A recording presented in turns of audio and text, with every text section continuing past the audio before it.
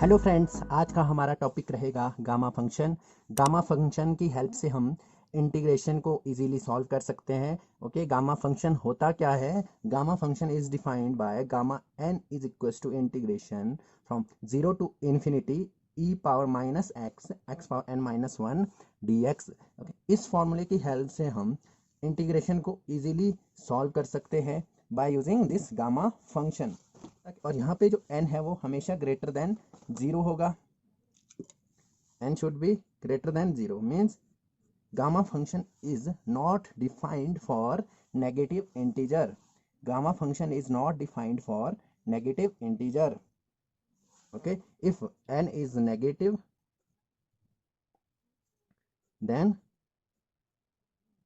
gamma function is not defined.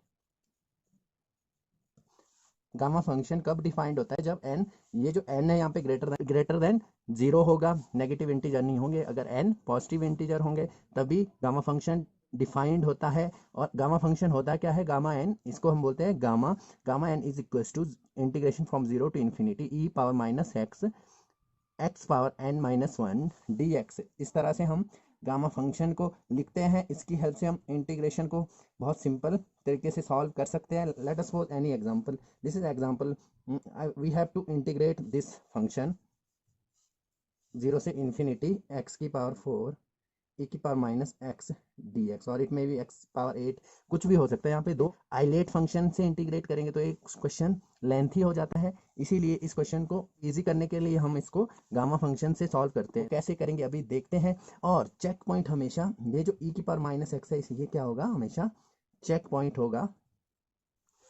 If I want to calculate value of gamma one, then n की जगह मैं 1 put करूंगा, integration zero to infinity e की power minus x x की power 1 minus one zero D X. तो ये जो term है ये तो 1 हो जाएगा और बचेगा क्या? Integration from zero to infinity e की power minus x D x. और integration of e power minus x D x क्या होता है?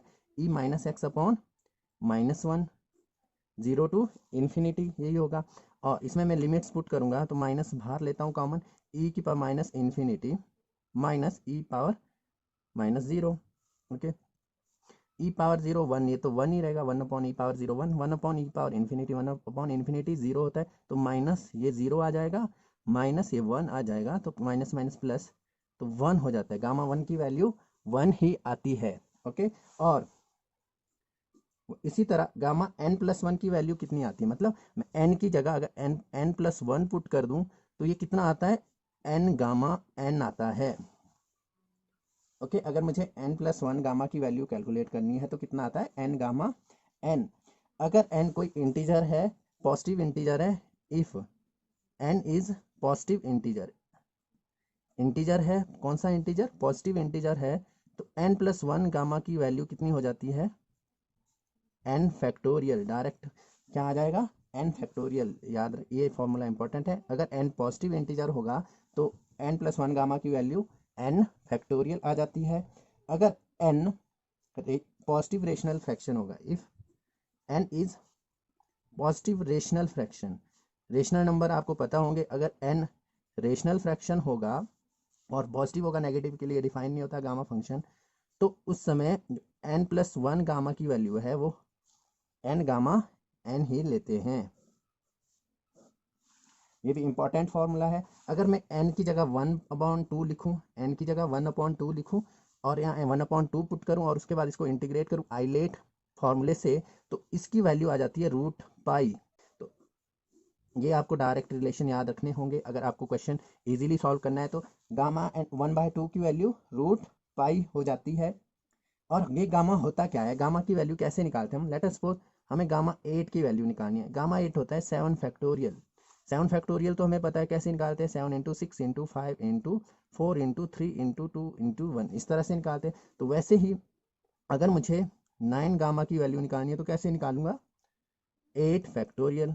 ओके, अगर मुझे 4 गामा की वैल्यू निकालनी है तो क्या हो जाएगा? 3 फैक्टोरियल। इस तरह से हम गामा की वैल्यूज कैलकुलेट करते हैं।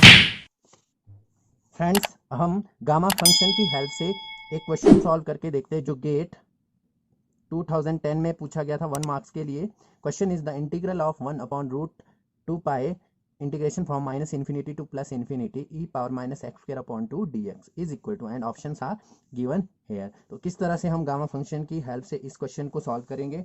तो इंटीग्रल की वैल्यू गिवन है। सबसे पहले तो यहाँ पे मैं एक प्रॉपर्टी यूज़ कर सकता हूँ। ये जो फंक्शन है यहाँ पे, ये जो फंक्शन है यहाँ पे, ये कैसा फंक्शन है, ये एक इवन फंक्शन है। ये जो फंक्शन है यहाँ पे, ये वाला, ये कैसा फंक्शन है, एक इवन फंक्शन है। अगर मैं x की जगह माइनस एक्स पुट करता हूँ, एफ एक्स, ओके, अगर मैं x की जगह माइनस एक्स पुट करता हूँ और वो एफ एक्स के बराबर ही आ जाए, तो ऐसा फंक्शन क्या हो जाता है, इवन फंक्शन। तो यहाँ पे माइनस एक्स का स्क्वायर एक्स स्क्वायर ही हो जाएगा, तो ये एक इवन फंक्शन है। हमने एक प्रॉपर्टी पढ़ी है, माइनस ए से ए एफ एक्स डी एक्स की जो इंटीग्रेशन होती है वो कितनी होती है, 2 into zero to A F X D X. अगर फंक्शन इवन है, अगर फंक्शन ऑड है तो डायरेक्ट आंसर कितना आता है, 0। अगर फंक्शन ऑड है, ऑड फंक्शन क्या होते हैं, अगर हम x की जगह माइनस एक्स पुट करें और वैल्यू माइनस एफ एक्स आ जाए, अगर ये माइनस में आ जाती तो फंक्शन ऑड हो जाता। बट ये जो फंक्शन है इवन है, तो यहाँ पे मैं इस प्रॉपर्टी को यूज़ कर सकता हूँ यहाँ पे। तो आई क्या हो जाएगा यहाँ से, 1 upon root 2 pi integration from, अब 2 तो बाहर आ जाएगा, देख लो 2 बाहर आ गया, 0 to infinity, minus A to A था ना, minus infinity to plus infinity, तो प्लस इन्फिनिटी होगा। एफ एक्स क्या, ई की power minus x square by 2 t x हो गया। अब चेक पॉइंट मैंने क्या बोला था, गामा फंक्शन में चेक पॉइंट e की पावर माइनस एक्स होता है। तो यहाँ पे देख लो e की पावर माइनस एक्स की फॉर्म में आ रहा है, बट ये किस तरह से आ रहा है, माइनस एक्स स्क्वायर बाय 2 की फॉर्म में आ रहा है।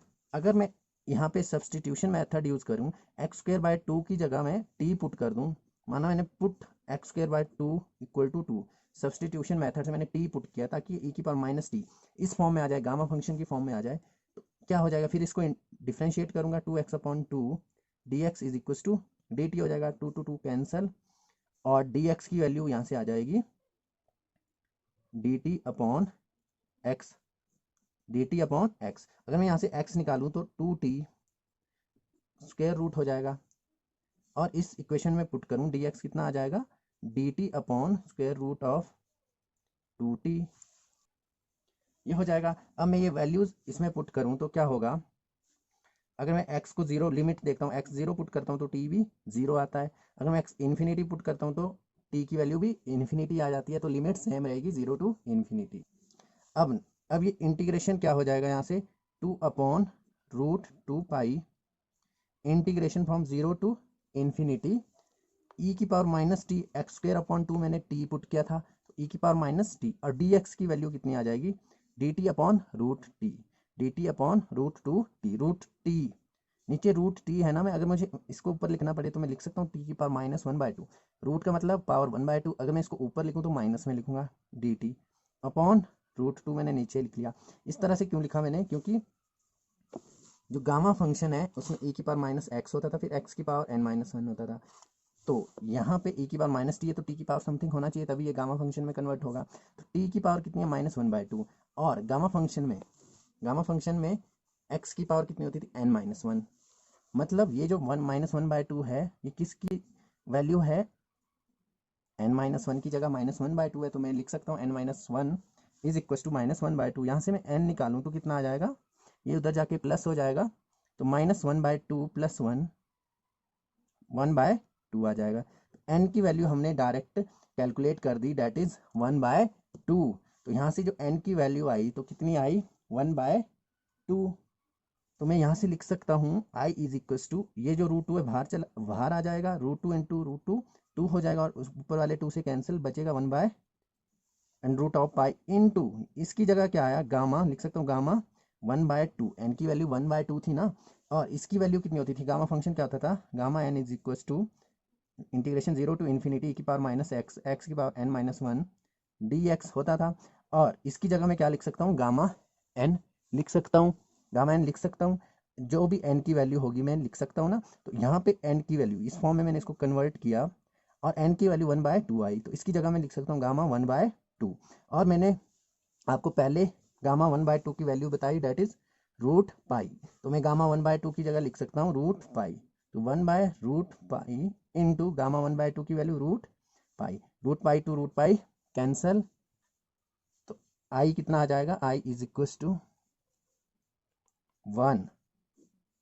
Answer option C is correct answer. तो इस तरह से हम गामा फंक्शन की हेल्प से क्वेश्चन को इजीली सॉल्व कर सकते हैं फ्रेंड्स। होप आपको मेरी वीडियो पसंद आई होगी। अगर वीडियो पसंद आए तो लाइक शेयर और सब्सक्राइब जरूर करें और बेल आइकन दबाना ना भूलें। मैं इसी तरह से आपके लिए वीडियो लाता रहूँगा।